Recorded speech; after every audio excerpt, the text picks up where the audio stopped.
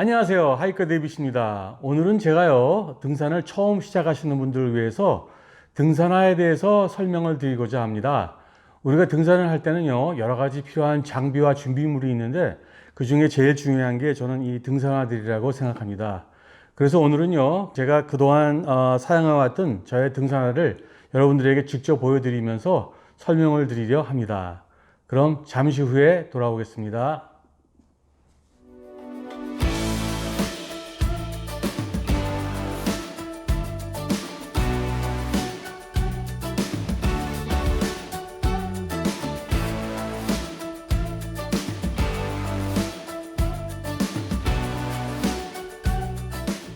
네, 제가 평소에 사용하는 등산화를 지금 이렇게 나열해 봤는데요. 제가 오늘 이 브랜드마다 제가 테이핑을 이렇게 해놨어요. 왜냐면은 여러분이 제가 사용하는 이 등산화들이 좋을 것 같다고 생각하실까봐 제가 오해를 불러일으키기 싫어서 브랜드를 가려놨습니다. 제가 사용하는 이 등산화들은요, 각각 장점과 단점이 있는데요. 어떤 거는 장점이 더 많고 어떤 거는 단점이 더 많아서 앞으로 제가 기회가 있다면 다시는 구매하지 않을 브랜드도 있어요. 그래서 그 점을 유의해 주시기 바랍니다. 우선 등산화를 고르실 때는요, 첫째는 계절, 그리고 둘째는 내가 걷는 등산로의 컨디션, 그리고 셋째는 내가 얼마나 오랫동안 긴 거리를 걸을 것인가를 고려해 보셔야 합니다. 무더운 여름철에 통풍이 잘 되고 가벼운 등산화가 필요하고요. 반대로 비나 눈을 만날 수 있는 겨울철에 보온 기능이 있고 방수 기능이 있는 이 동계형 등산화도 또 필요하고요. 또 우리가 등산로를 걸을 때 뾰족한 돌뿌리들이 있을 때가 많습니다. 그랬을 때 두툼하고 딱딱한 밑창을 가지고 있는 이런 등산화들이 또 필요하고요. 또 우리가 1박 2일 이상 장거리 백패킹, 무거운 백팩을 메고 장거리 여행을 떠날 때 아래에 있는 기둥을 모두 갖고 있고 거기다가 이제 무거운 짐을 우리가 맸을 때 그 무거운 그 무게를 지탱해 줄 수 있는 이 쿠션이 들어가 있는 스페셜 기능이 또 필요로 하는 등산화가 있습니다. 자, 그럼 제 등산화를 가벼운 것부터 하나씩 소개시켜 드리겠습니다. 이 등산화는요, 트레일 러너라고 하는데요. 재질이 가벼운 메쉬로 되어 있어서요, 무더운 여름철에도 통풍이 아주 잘 됩니다. 그리고 밑창도 제법 트랙션이 있고요. 단점이 밑창이 단단하지 못하고 소프트해서 만약에 오랜 기간 장거리 등산을 하신다면요, 발바닥에 피로감이 빨리 올 거예요. 그리고 추운 겨울이나 비가 오는 계절에는요, 방수 기능이 전혀 없으므로 사용하실 수가 없겠죠. 그래서 이 여름용 신발은 제가 날려버리겠습니다. 이번에는요, 반대로 그 한 페어에 거의 6파운드에 달하는 동계형 부츠에 대해서 제가 설명해 드리도록 하겠습니다. 눈과 아이스로 덮인 영하의 겨울산에 아주 요긴한 동계형 부츠인데요. 헤비듀티 크램폰을 장착해야 되기 때문에 딱딱하기가 이루 말할 수가 없습니다. 장점은 앞서 말씀드린 대로 아무리 추운 영하의 온도에도요, 두터운 울 양말과 부츠 하나면 절대 동상에 걸릴 염려는 없고요. 다만 단점이 무겁고 딱딱해서 어필을 올라갈 때 발목과 종아리에 근육의 필요가 빨리 온다는 것이에요. 등산을 처음 시작하시는 분한테 제가 만약에 이 알파인 부츠를 권장해 드린다면 제가 제정신이 아니겠죠? 그래서 제가 이 부츠 또한 날려버리겠습니다. 네, 이제 4개의 부츠가 남았는데요. 이번엔 제가 어떤 부츠를 날려보낼지 궁금하시죠? 제가 이번에 날려보낼 부츠는요, 바로 요놈입니다.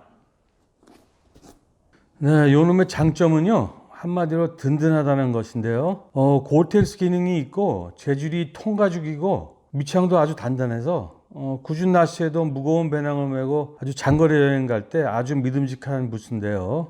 하지만 요놈의 의외로 단점이 아주 많습니다. 우선 부츠가 한 짝에 4파운드가 넘습니다. 한 페어에. 그리고 밑창이 단단하기만 하고 트랙션이 별로 안 좋아요. 물에 젖은 바위에선 곧잘 미끄러지곤 합니다. 그리고 또 이게 딱딱하다 보니까 플렉시빌리티가 없어서 언덕을 오를 때 우리 발과 종아리에 피로감이 아주 빨리 와요. 그리고 이 부츠의 마지막 단점은요, 아무리 고어텍스 기능이 있다 그래도요, 무더운 여름철에는요, 이렇게 산행을 하다 보면 이 부스 안쪽이 찜통입니다. 그래서 제가 아주 여름철에는 아주 싫어하는 부스예요. 그래서 이 부스 또한 제가 날려버리겠습니다. 3개의 등산화가 남았는데요. 이 로우탑을 제외한 이 2개의 등산화는요, 기능과 무게가 거의 비슷합니다. 특히 이 놈은요, 아주 색상이 특이해서 제가 온라인에서 세일할 때 아주 저렴하게 구입했습니다.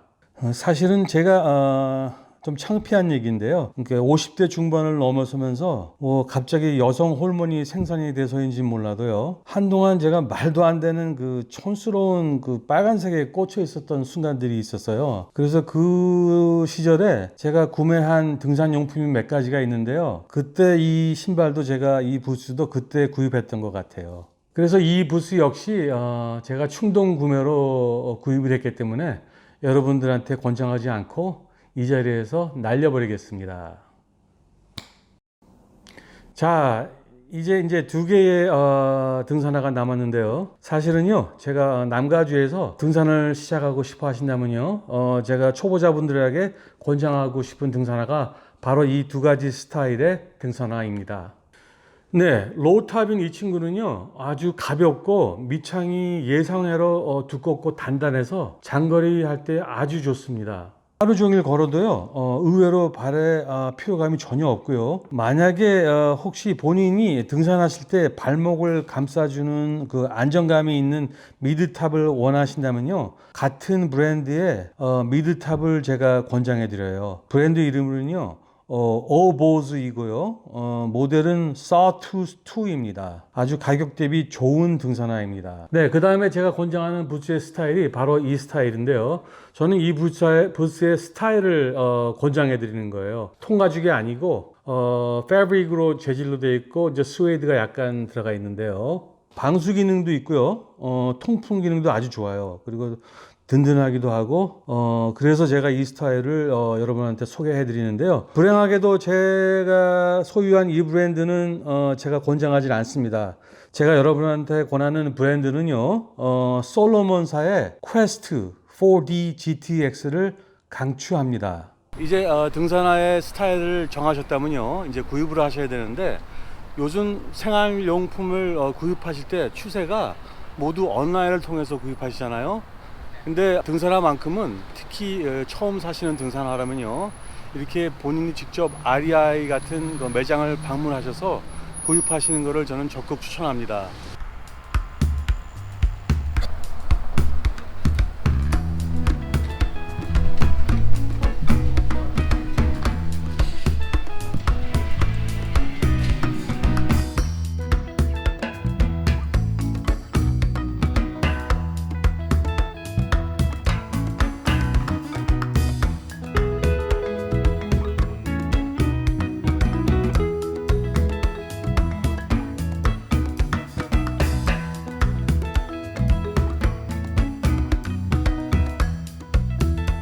제가 여러분한테 레코멘드 했던 솔로몬사의 퀘스트 GTX인데요.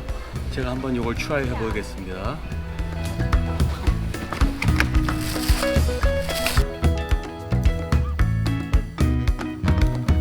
네, 부츠를 신으실 때는요, 이렇게 두터운 등산 양말을 착용하시고 그리고 트라이 하셔야 돼요.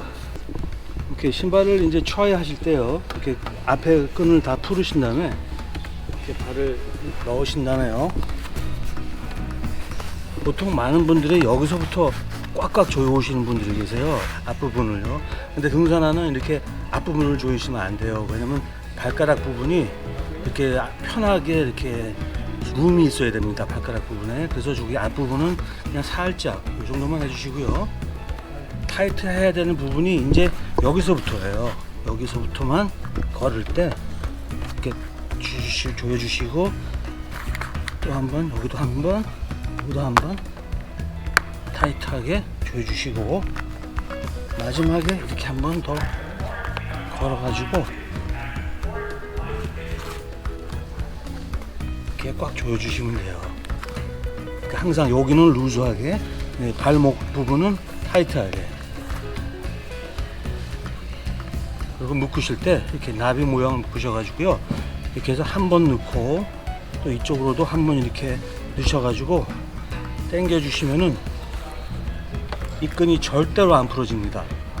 이렇게 당겨 주시면은요. 그리고 이거는 루즈하게 해내지 마시고 항상 안으로 이렇게 넣어 주셔야 돼요. 네, 이제 신발을 고르셨다면요, 이제 사이즈를 측정하셔야 되는데 제일 먼저 해야 될 일이 나의 발의 볼륨이 와이드인가 아니면 네로운가를 결정하셔야 돼요. 그래갖고 여기 전문가들한테 내 발이 예를 들어서 와이드면은 내 와이드에 맞는 브랜드와 모델이 어떤 게 있습니까를 미리 파악하시고 그분들한테 조언을 받으셔서 브랜드와 모델을 결정하시는 게 좋습니다. 그 다음에 중요한 게 이제 사이즈인데요. 보통 등산화는 half 사이즈에서 원 풀 사이즈를 크게 사셔야 돼요. 이유인즉시 누구나 산에 올라가면 높은 고지에 올라가면은 몸과 발이 퉁퉁 붓습니다. 그리고 아까도 보여드렸지만 이제 양말과 라이너의 부피도 계산하셔야 되고요. 근데 이제 신발의 사이즈를 이제 half나 풀 사이즈를 크게 고르실 때 오전에 사시면 안 돼요. 항상 그 오후에 발이 부어 있는 상태에서 신발을 신으시는 게 좋고요. 만약에 오전에 이제 매장이나 집에서 신으신 다음에 딱 맞는 신발이었다면요, 그 신발은 산에 올라가서 신으시면요 분명히 물집이 생깁니다. 작아가지고. 그래서 그 점을 꼭 유의해 주셔야 돼요. 네, 이제 신발 사이즈를 측정하실 때요, 제가 하는 방법이 있는데요. 일단 그 끈을 묶기 전에요, 내 발 앞부분을 앞으로 다 몰아주세요. 이렇게 하고, 그 너무 꽉 몰으시지 마시고 그냥 편하게 발가락이 앞으로 다 갈 수 있게 몰아주시고요. 그 다음에 두 손가락 테스트예요. 본인의 손가락 두 개가 이 뒤꿈치에 편안하게 들어갈 수 있어야 돼요. 이게 만약에 이 손가락 두 개가 뒤꿈치 안에 깊숙이 편안하게 안 들어간다면 그 신발은 작은 신발입니다. 최소한 등산화에서는요. 그러니까 등산화에는 항상 두 개의 손가락 눈이 들어가야 된다는 것을 꼭 기억해 두세요.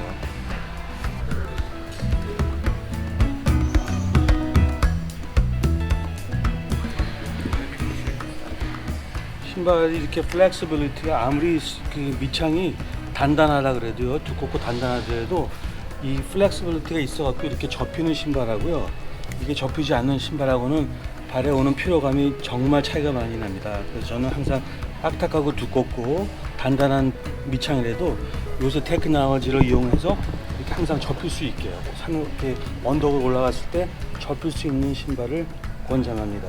네, 여기 이제 양말 섹션인데요. 이쪽 섹션에 이제 스몰 울로 된 양말 재질인데요.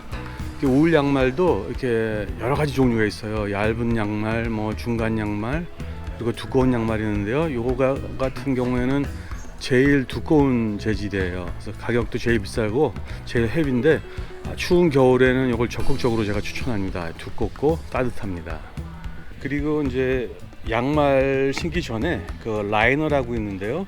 이렇게 발가락 양말이에요. 얇은 재질의 발가락 양말인데 이 양말을 신으면은 이 양말을 신고 보통 이제 등산 울 양말을 신으면요, 그 마찰을 막아주기 때문에 우선 그 물집을 생기는 것을 방지해 줍니다.